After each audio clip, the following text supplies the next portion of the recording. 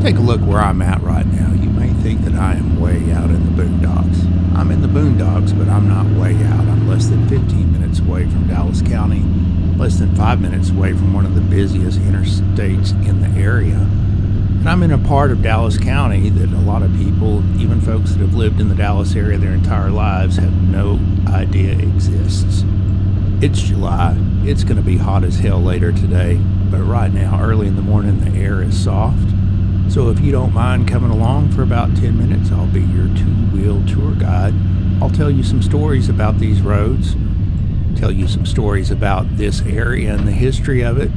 And even if you have been on these roads before, I'm willing to bet that in 10 minutes when this video is over, you'll have learned something that you didn't know when you first clicked. Now this area is uncharacteristically flat for North Texas. The reason it's so flat is because this is ancient floodplain for the Trinity River. Over the last 10,000 years, the Trinity has snaked back and forth across this entire area. And I don't know if it's still true, but as of a few years ago, the single largest landowner in this entire part of Dallas County was TXI, Texas Industries. And the reason why they bought up so many thousands of acres of land out here is because this is ancient floodplain right underneath the ground. Everywhere you look, there's lots of sand and gravel. TXI is engaged in lots of different industries, one of which is concrete, and they have bought up and they have converted a lot of land into sand and gravel pits over the years. And a lot of what you see on this trip is going to be land that's held by TXI. It's farmland. I guess presumably they lease it out to people to farm, but it was slated originally for future gravel pits and sand pits, although that may change because there's an interstate loop that's going to come down through this part of the county in the next 20 years, which is going to change the entire dynamic for property values. The roads are empty right now, but if you want to enjoy these empty roads, you need to come out early in a weekend morning like this. Most of the time, if you come out in the middle of the day, there is a lot more traffic, and a lot of that traffic is sand and gravel trucks. If you come out here on a motorcycle, you need to be wary of sand and gravel on the road, as well as rocks coming off these trucks trying to hit you on your bike. There is a lot of farming that goes on around here. Surprisingly enough, a lot of the crops that are grown down here is corn. And the reason that's surprising is because this part of the country is not good corn country. We don't get enough rain in the summertime to sustain a corn crop where it would produce corn without a center pivot or some kind of irrigation. And yet year after year, people that own this land out here plant cornfields, and then by July and August, most years, it's turned into a large, pitiful sight of withered corn. For a long time, I wondered why you would even do that, and I was talking to a farmer in Iowa about corn, and he just chuckled because it was his opinion that one reason they may be doing that, he speculated, was government crop insurance. Now, if you have a corn crop that only makes 1 out of 5 years, you can get crop insurance on it. It is no problem. A private insurance company, they may take a loss or two, and after that, they are not interested in insuring anything else. Even the government flood insurance program will let your house flood once or twice, and after that, they'll tell you no more. You can't rebuild. But it's not that way with crop insurance. Apparently, you can collect year after year after year planting crops that you know very well probably are not going to make, and walk away with a big fat check. Now, I don't know for sure that's what's going on with the corn crops around here, but if you come out in the summertime, now 2020 for many reasons is not a normal year. This is one of the wettest years we've had on record, so it's still green here in July. Normally by this time of the year, everything is brown, crunchy, and toasty, including the corn crop, so that's a possibility.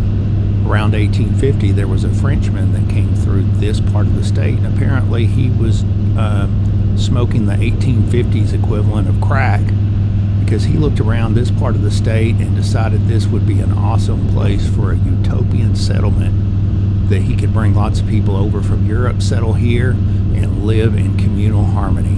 That's a strange idea to me, because in the 1850s, the Comanche that were here probably had never crossed their mind that everything around them wasn't their territory, and everybody and everything in it was theirs for the taking. Nevertheless, he went back to Europe. He got about 400 artisans and craftsmen to come over, They loaded up on a boat in Europe, probably puked their way across the Atlantic and the Caribbean, landed in Houston, walked 250 miles up to the other side of what's present-day downtown Dallas, which means they walked right past the area we're going in right now.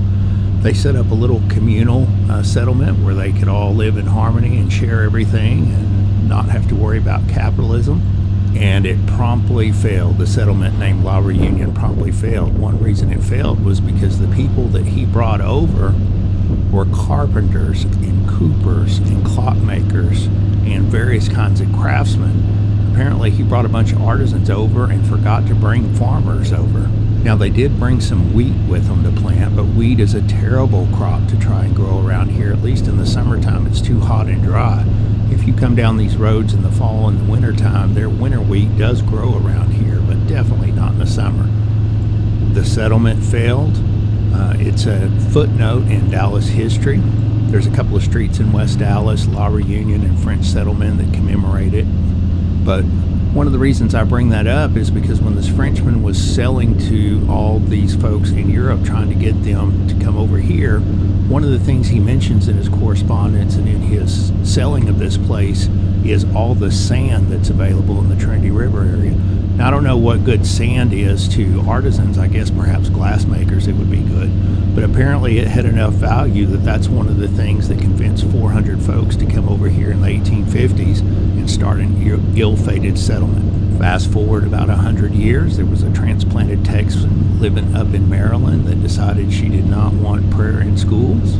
She filed a lawsuit against the school district up there. It was combined with other lawsuits, went to the Supreme Court, and that she is responsible for the Supreme Court decision that got rid of prayer out of schools, or at least got rid of organized prayer out of public schools. A few years later, she moved down to Austin, started American Atheist, and she, along with her, her son and daughter, were running the American Atheist organization until the 90s, when suddenly they all disappeared. And when they started looking into what may have happened to them, it found out suspiciously enough that they had taken hundreds of thousands of dollars out of the organization's bank account, converted them into gold coins, and disappeared.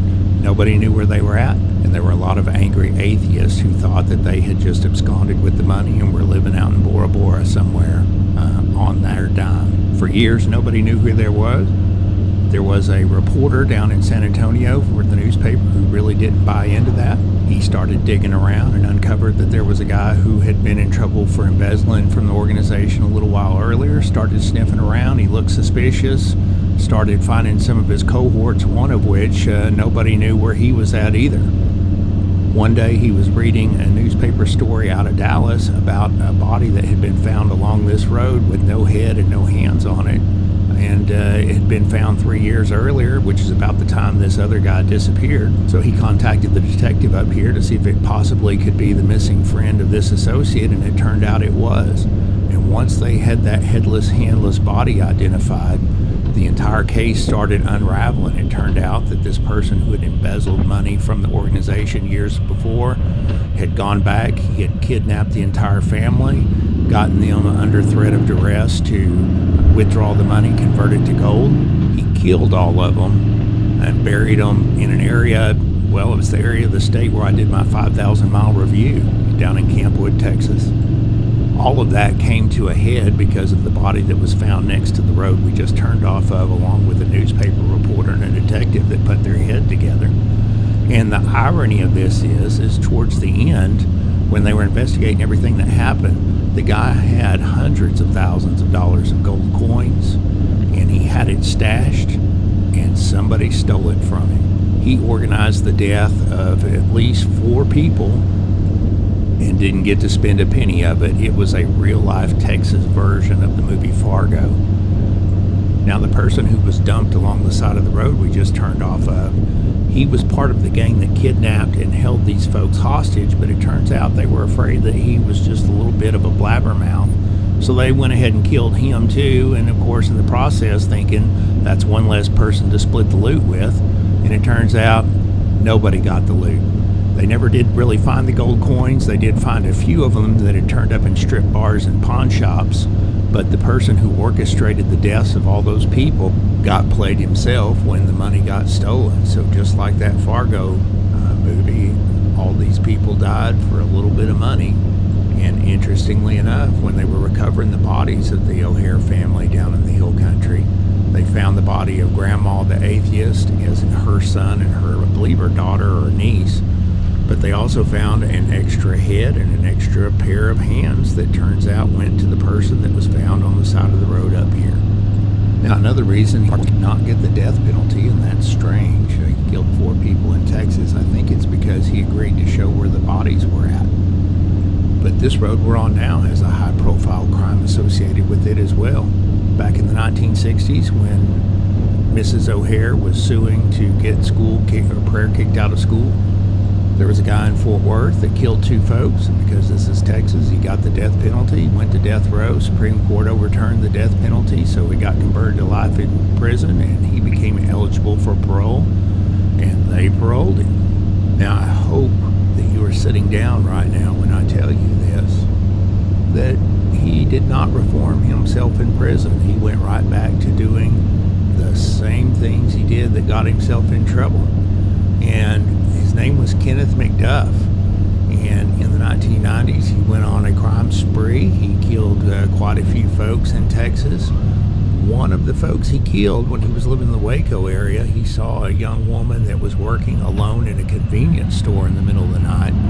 He went in, he kidnapped her, he grabbed her, he did whatever he did to her, and he ended up bringing her right up here on this road we're on now, and hogtied her and threw her body in a gravel pit. She was found by a fisherman, and there was evidence tying him to it in the Waco area, but if memory serves me correct, there was evidence up here tying him to it too, because he got his car stuck, and I believe he had to go knock on somebody's door and ask for help, so there became an eyewitness that put him up here in this area in where this body was found. Now, I don't want to give you the impression, talking about 2 high-profile crimes that took place on this pretty short stretch of road, that this is a high-crime area. It's really not. It's just so isolated and so deserted that at least 2 people who were passing through out of town found their way on these roads and thought they would be a good place to conceal the crime, neither of which it worked out for, because the detectives got on both cases and solved both cases, and both of them ended up dying in prison. Now, if you live in the North Texas or the Dallas area and you want to come down on a motorcycle or convertible or a bicycle or any way you want to enjoy these roads, I'm willing to bet that I've left enough Easter eggs in this video that you can figure out where I'm at and come down and see all this yourself. I am in Dallas County. Everything in this video is in Dallas County. Like I said, we're not far from downtown. These roads are excellent if you've just got, like me right now, a short period of time. You don't have all day, but you want to get out and run the bike and enjoy the fresh air. There are places around you, I'm willing to bet, that are closer than you think, just like this. All you need to do is take a map out, take Google Earth out, and look at it with a suspicious eye. You may be surprised yourself what kind of roads like this that you uncover that make it easier for you to enjoy whatever it is you like doing.